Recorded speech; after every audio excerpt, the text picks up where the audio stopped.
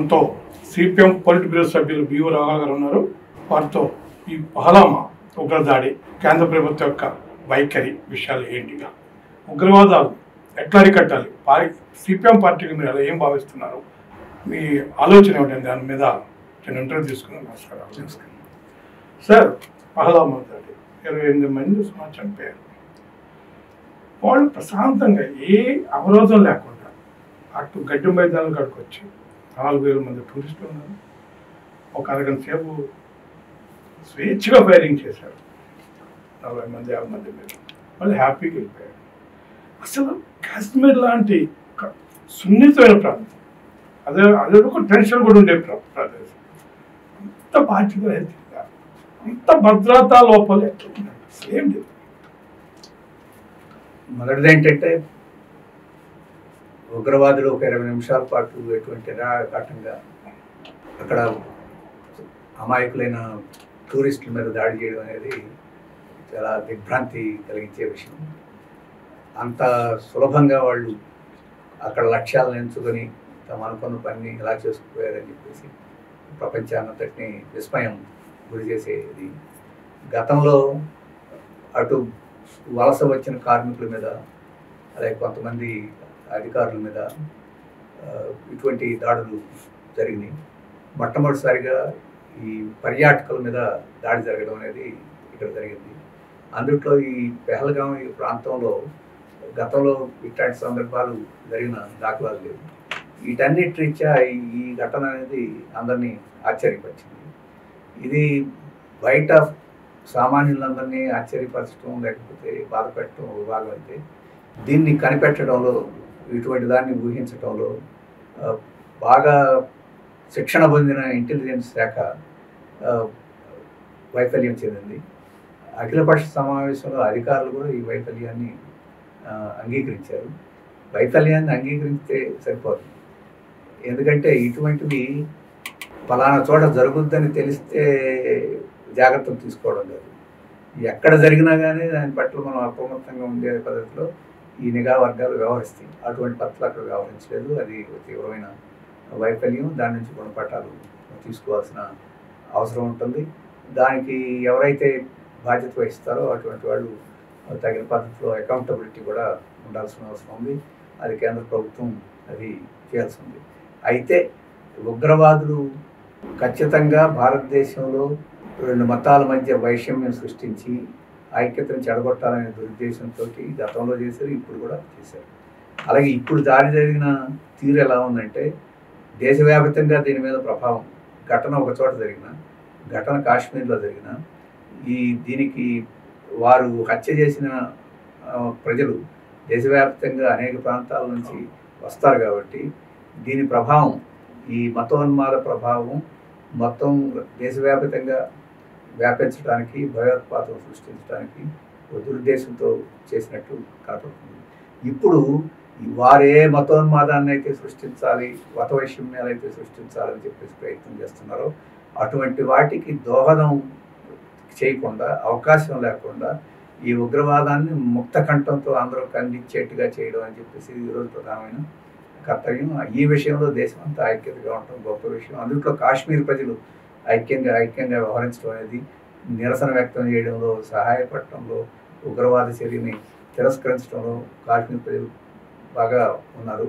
ఆ రకంగా ఆ గొప్ప విషయాన్ని మనం మర్చిపోకుండా ఈ ఉగ్రవాదం మీద మనం పోరాటం చేయాల్సి ఉంటుంది. నిఘా వైఫల్యం గురించి అనుకున్నాం.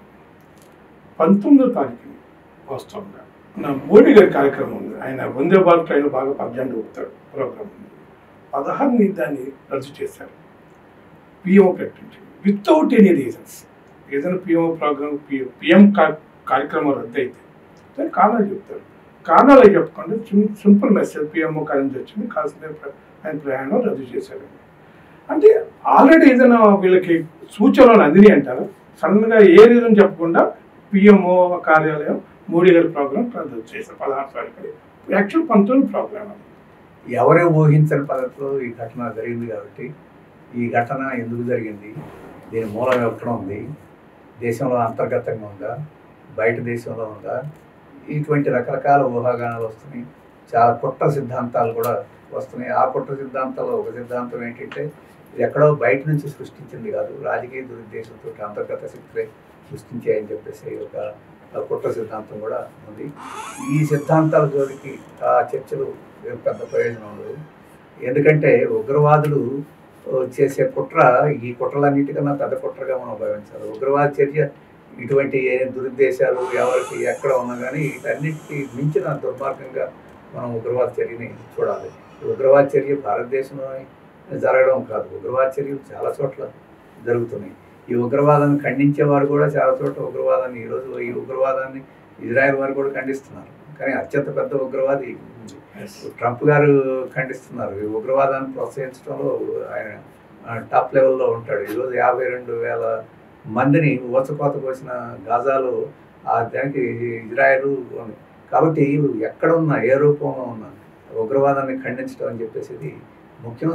అయితే ఇక్కడ ఉగ్రవాదులు కూడా ఇంతకుముందే చెప్పినట్టు వైషమ్యం సృష్టించడం ఒక భాగం.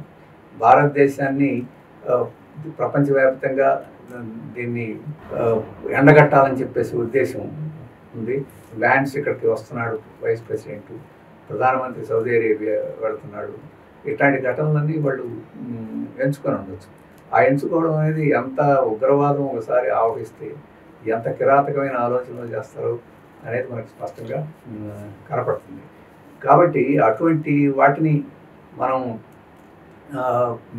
ఆలోచనలు కన్నా ఉగ్రవాదం యొక్క దుర్మార్గం నుంచి దృష్టి మళ్ళకుండా మనం వ్యవహరించడం ఈరోజు దేశానికి చాలా అవసరం. ఇప్పుడు ఈ ఉగ్రవాద చర్యను వినియోగించుకోవాలి, తమ రాజకీయ అవసరం కోసం వినియోగించుకోవాలి. అటు ఉగ్రవాదులు ప్రయత్నం చేస్తారు, ఇటు ఇతర శక్తులు కూడా ప్రయత్నం చేస్తాయి. ఇప్పుడు పాకిస్తాన్లో లష్కర్ ఈ తోయబా ఇటువంటి ఉగ్రవాద సంస్థలు వీటి వెనుకున్నాయని చెప్పేసి కూడా పత్రికల్లో వచ్చినాయి. ఆ లష్కర్ ఈ తోయబా పాకిస్తాన్ ప్రదేశంలో ఉండడానికి ఎందుకు అవకాశం ఇచ్చింది అనే సమస్యలు కూడా ఇవన్నీ ఉన్నాయి. దాని పైపెచ్చు ఈ ఉగ్రవాద చర్య చాలా దుర్మార్గమైంది, ఇటువంటి వాటిని జరగకుండా ఎలా చర్యలు తీసుకోవాలనే దానికన్నా ఈ ఉగ్రవాద చర్యను ఉపయోగించి ఒక మతాన్ని లక్ష్యంగా పెట్టుకొని ఈరోజు ఇది చేశారు కాబట్టి ఇక్కడ ఆ మతం వాళ్ళు ఎవరన్నా వాళ్ళు కూడా శత్రువులే అన్న భావాలు సృష్టించేదానికి కూడా ఈరోజు సోషల్ మీడియాలో వీటిలో ఉన్నారు. ఈరోజు కాశ్మీర్ నుంచి వచ్చిన ప్రజలు ఇతర ప్రాంతాల్లో పనిచేసే వాళ్ళు ఉన్నారు, చదువుకునే పిల్లలు ఉన్నారు. వాళ్ళని లక్ష్యంగా చేసుకుని కొన్ని సోషల్ మీడియాలో కొన్ని శక్తులు విద్వేషాలు రెచ్చగొట్టే ప్రయత్నం చేసినాయి. కాబట్టి ఉగ్రవాదులు ఏం కోరుకుంటున్నారో, వాళ్ళు ఏం కుట్రపూర్తి వ్యవహరిస్తున్నారు, ఆ కుట్రలకి మనం కొద్దిగా తోడ్పడే పద్ధతిలో వ్యవహరించే పద్ధతులు కూడా కొంతమంది, అది చాలా కొద్ది మంది అయినా అటువంటి వాటిని కూడా ఉంది. అందుకని అంతర్గతంగా కుట్రలు జరిగినాయా లేదా అనేది ఓ భాగం. అంతర్గతంగా కుట్రలు చేస్తే పాకిస్తాన్ నుంచి ఇక్కడ ఉగ్రవాద చర్యలు చేశారు కాబట్టి వాళ్ళు పెద్ద అమాయకులు అని చెప్పేసి అనే పద్ధతిలో వాళ్ళకి మనం మంచి సర్టిఫికేట్లు, వాళ్ళు ఎవరు కుట్రలు బయట నుంచి ప్రోత్సాహాలు అవి లేకుండానే చాలా కాలం నుంచి ఆ ఉగ్రవాద సంస్థలు ఇక్కడ వ్యవహరిస్తున్నాయి, భారతదేశానికి వ్యతిరేకంగా వ్యవహరిస్తున్నాయి. వాళ్ళకి వ్యతిరేకంగా మతంతో నిమిత్తం లేకుండా ఉందని సమైక్యం చేయడం అని చెప్పేసి ప్రస్తుతమైన కర్తవ్యం అని చెప్పేసి. అందుకనే సిపిఎం ఉగ్రవాద చర్యని ఎంత తీవ్రంగా ఖండించిందో ఆ ఉగ్రవాదులకు ఆస్కారం ఇచ్చే ప్రచారాలు ఇక్కడ జరగకూడదని చెప్పేసే విషయాన్ని కూడా అంతే స్పష్టంగా చెప్పింది. ఇప్పుడు యుద్ధం చేయాలి, పాకిస్తాన్ మీద వార్ ప్రకటించాలని చెప్పేసి మీడియాలో చర్చలు జరుగుతున్నాయి. జాతీయ శ్రావంత మీడియా కావచ్చు, సోషల్ మీడియా కావచ్చు. యుద్ధం అనేది ఉగ్రవాదానికి పరిష్కారమా? గతంలో కూడా ఇటువంటి వచ్చినాయి. అది ఉగ్రవాదానికి పరిష్కారమా కాదనేది ఒక పక్కన ఉంచితే, ఈరోజు ఉగ్రవాదాన్ని పెంచి పోషించే శక్తులు పాకిస్తాన్లో ఉన్నాయని చెప్పేసి అందరికీ తెలుసు.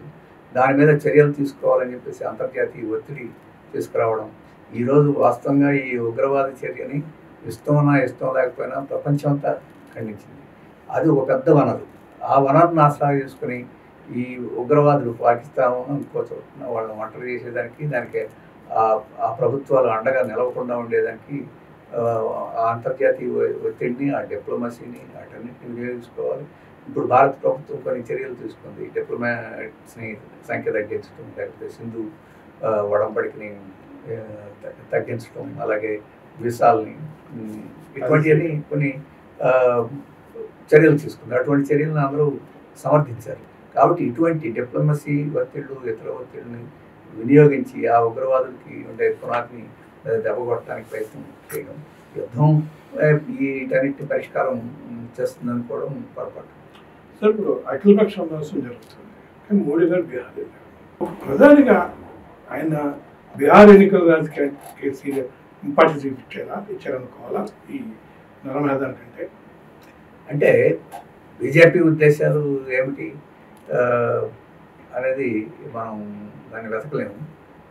అఖిలపక్ష సమావేశానికి దేశ అధినేత పాల్గొంటే చాలా మంచిది, బాగుండేది. అయితే రాజ్నాథ్ సింగ్ గారు ఇతరులు దాంట్లో పాల్గొనే విషయాలు చెప్పారు. అలాగే అధికారులు కూడా కొన్ని విషయాలు చెప్పారు. ఈ తప్పుల్ని ప్రధానమంత్రి పాల్గొని ఉండాలా, లేకపోతే ఇంటెలిజెన్స్ నివేదికలు వైఫల్యాలు ఇటువంటి చర్చల కన్నా ఆ రోజు అందరం సమైక్యంగా ఎదుర్కోవడం ముఖ్యమని చెప్పి అనుకుని వాటిని అంత ప్రస్తుత సమస్యలుగా ప్రతిపక్షాలు కూడా లేవనెత్తకుండా ప్రభుత్వం ఏ చర్యలు తీసుకున్నా దాని వెనక ఉంటామని చెప్పేసి ప్రకటించారు. అది ప్రతిపక్షాలు వ్యవహరించిన ఒక మెచ్యూర్గా వ్యవహరించి దేశ భవిష్యత్తును దృష్టిలో పెట్టుకుని వ్యవహరించిన మంచి నిదర్శనం ఆ రకంగా వ్యవహరించింది. అయితే క్రమేణా ఈరోజు ఐక్యంగా ఉగ్రవాద చర్యలను ఖండించడం, ఎదుర్కోవడం ఈరోజు ఎంత ముఖ్యం, భవిష్యత్తులో అటువంటి వాటిని జరగకుండా తీసుకోవాల్సిన చర్యలు చర్చించడం కూడా అంతే ముఖ్యం. దానికోసం కూడా ప్రభుత్వం అవసరమైన చర్చలు నిర్వహించాల్సి ఉంటుంది. అది రాబోయే కాలంలో జరగాలి. ఆ సందర్భంలో ఈ మొత్తం ప్రధానమంత్రి పాల్గొని ఈ సమస్యకి అంత విలువ ఉంది, మనం అందరం ఐక్యంగా ఉందని చాటి చెప్పడంలో కూడా అది ముఖ్యమైన అంశం. లేదు రేపు పార్లమెంటు సమావేశాలు కొంతమంది అత్యవసరంగా వేసి చర్చిస్తే బాగుంటుందని చెప్పేసి కూడా కొంతమంది సూచనలు చేస్తున్నారు. జరుగుద్దా లేదా అనేది ఒక భాగం. ఎప్పుడైనా పార్లమెంటు కానీ బయట కానీ ప్రధానమంత్రి నోటి నుంచే ప్రతిపక్షాలతోటి ఈ అంశం మీద చర్చ జరిగితే దేశ ఐక్యత ఇంకా ఎక్కువ ఊతం వస్తుంది. సో పుల్వామా ఘటన జరిగి 6 ఏళ్ళు పూర్తయిపోయింది. ఇంతవరకు దానికి వాడిన 300 కేజీల ఆర్డీఎక్స్ ఎక్కడి నుంచి వచ్చిన ట్రేస్ కాదు. దాని సమయంలో ఒక డిఎస్పీ అరెస్ట్ చేశారు సింగ్, ఆయన కూడా ఇవాళ బెయిల్ వచ్చేసారు. ఎంతవరకు పుల్వామా దర్యాప్తు అనేది ఏవి కూడా అంశాన్ని ఆ విషయాన్ని ఏది బయట పెట్టాలి. నేరస్తుల ముద్దాయి కూడా అంతవరకు ఎవరైనా చేయించాలి, అరెస్టులు శిక్షణ పడాలి. అదే సందర్భంలో దీదన్ గవర్నర్ ఆఫ్ కాశ్మీర్ సత్యపాల్ సింగ్ చాలా అంశాలు ఆయన ఓపెన్గా చెప్పాడు. దాని మీద కూడా కేంద్ర ప్రభుత్వం సమాధానం చెప్పాలి. అంటే రేపొద్దుని ఈ పదహామా ఈ హీట్ తగ్గిన తర్వాత ఈ కూడా అట్లా ఎలాగైతే పుల్వామా దర్యాప్తు కోల్డ్ స్టోరేజ్ ఉందో రేపు ఇది కూడా అట్లా కోల్డ్ స్టోరేజ్ జరిగే ప్రమాదం ఉందంటారు. అంటే నిజంగా దర్యాప్తులు జరిగి వాస్తవాలు నిపుదేల్చిన సందర్భాల్లో కూడా ప్రభుత్వం ఏం చెప్తుందంటే ఇది భారత రక్షణ సంబంధమైన విషయాలు కాబట్టి ఇటువంటి వాటిని చెప్పకూడదని చెప్పేసి దాని చాటున దాగిన సందర్భాలు గతంలో ఉన్నాయి. పుల్వామా సందర్భంలో కూడా అట్లాంటి చెప్పారు. అక్కడ తప్పును కప్పిపెట్టుకోవడానికి ప్రజలకు చెప్పకుండా దాచిపెట్టే సందర్భం ఉంది. అలాగే అట్లాంటి తప్పులు కప్పిపెట్టుకోవడానికి మేము చేస్తున్నామని చెప్పడం సాధ్యం కాదు కాబట్టి దేశ రక్షణ వెనక దాగి వాటినన్నింటినీ సందర్భం కూడా ఉంది. కొన్ని విషయాలు నిజంగానే బహిరంగంగా చెప్పడానికి అవసరం లేని విషయాలు కూడా కొన్ని ఉండొచ్చు. ఏమైనా ప్రభుత్వాలు ఖచ్చితంగా బాగా వ్యవహరించిన అనేదానికి నిజమైన తార్కాణం ఏంటంటే అటువంటి జరగకుండా చూడగలగడం, అది జరగటం కాదు. అది రిపీటెడ్గా ఒక వైఫల్యం తర్వాత మళ్ళీ జరుగుతుంది, మళ్ళీ ఇంకొక వైఫల్యం ముందుకు వస్తుంది. ఆ రకంగా పుల్వామా కానీ పహల్గాం కానీ వీటన్నిటిలోనూ మనకి అది కనపడుతుంది. అది ప్రభుత్వం యొక్క చిత్తశుద్ధిని శంకించాల్సిన పరిస్థితి కనపడుతుంది. అటువంటి శంకించే పరిస్థితి రాకూడదు. అందుకనే చెప్తుంది సాక్షాత్తు ప్రధానమంత్రి గారే ప్రతిపక్షాలన్నింటినీ పిలిచి వాస్తవాలన్నీ కనీసం ప్రతిపక్షాలను కాన్ఫిడెన్స్లో తీసుకొని ఈరోజు ప్రభుత్వానికి తెలిసిన విషయాలు ప్రతిపక్షాలకు తెలియజేయడంలో తప్పేం లేదు. ఈ ప్రతిపక్షాలు రేపు అధికార పక్షానికి కూడా వస్తాయి. ఈ ప్రతిపక్షాలు కూడా రాజ్యాంగం మీద ప్రమాణం చేసి దేశ రక్షణకు సంబంధించిన వాటినన్నింటినీ మేము గోప్యంగా ఉంచుతామని చెప్పిన వాళ్ళే వీళ్ళందరూ. కాబట్టి వీటన్నిటిలో అవసరమైన విషయాల్ని షేర్ చేసుకోవడం తప్పేం లేదు. ఆ రకంగా షేర్ చేసుకోకుండా ప్రభుత్వం వ్యవహరిస్తుందని చెప్పేసి ఈరోజు విమర్శ. అందుకని ఇప్పుడైనా సమయం గడిచే కొంది మర్చిపోతారని అనుకోకుండా ఈ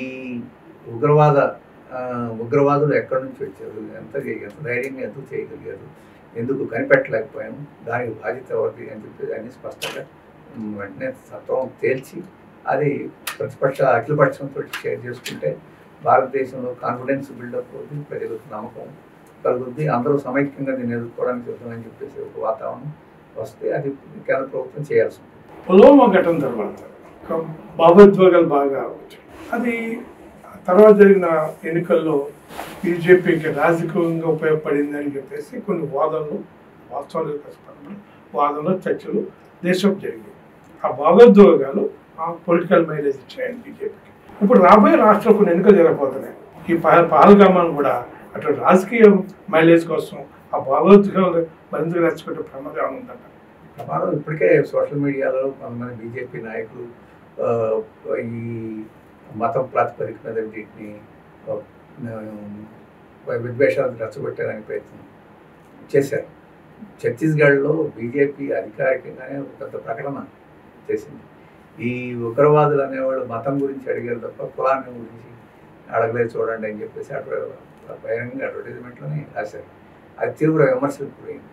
వాళ్ళు ఆ అడ్వర్టైజ్మెంట్ని వెంటనే ఉపసంహరించుకొని ఆ రకంగా విద్వేషాలు రెచ్చగొట్టడానికి ప్రయత్నాలు సోషల్ మీడియాలో ఇంకా పెద్ద ప్రయత్నాలు జరిగినాయి. అయితే ఇక్కడ సానుకూలంగా మనం అంశాలంటే భారతదేశం మీద మొత్తం సామాన్య ప్రజానికం ఓవరాల్గా ఆ దుర్మార్గాన్ని ఖండిస్తూనే మనం సమైక్యంగా దాన్ని ఎదుర్కోవాలి. దీన్ని మన దేశంలో ఉండే ప్రజలను విభజన చేయడం కోసం మనం వినియోగించుకోకూడదు.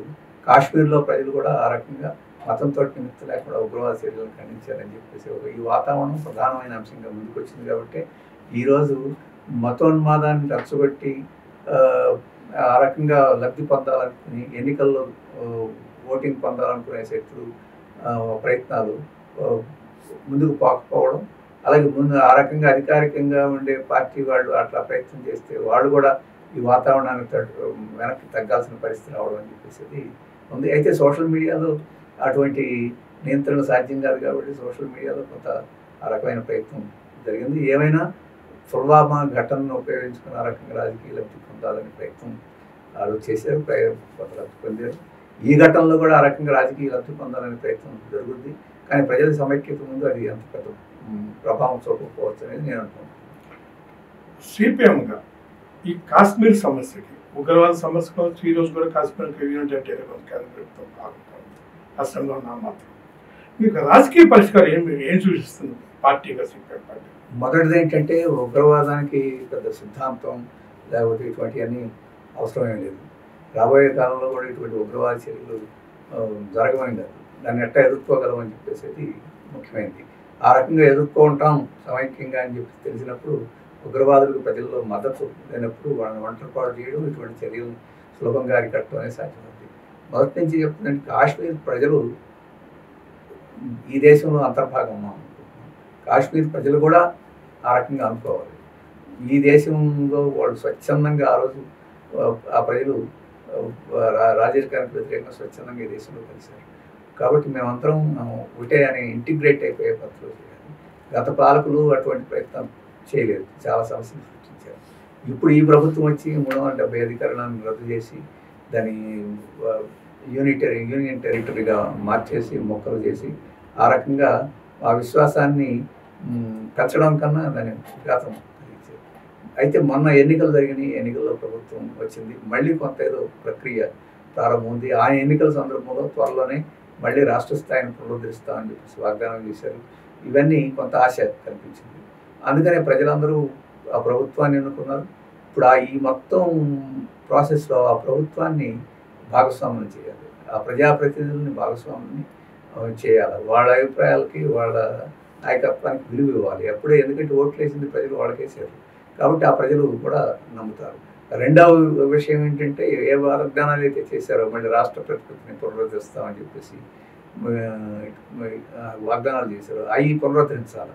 ఆ రకంగా ఇప్పుడున్న ఉగ్రవాదం మీద అక్కడ ప్రదర్శించిన ఐక్యతని ఇటువంటి చర్యలు తీసుకొని ఇంకా పటిష్టపరచుకుంటే అప్పుడు భారతదేశంలో అంతర్భాగంగా సమైక్యంగా ఇమిడిపోయేదానికి అవకాశాలు ఉంటాయి.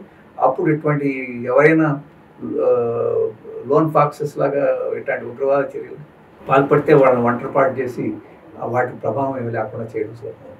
ఇది చేయకపోతే మళ్ళీ ఇట్లాంటివి రికవర్ అయ్యే అవకాశం ఉంటుంది.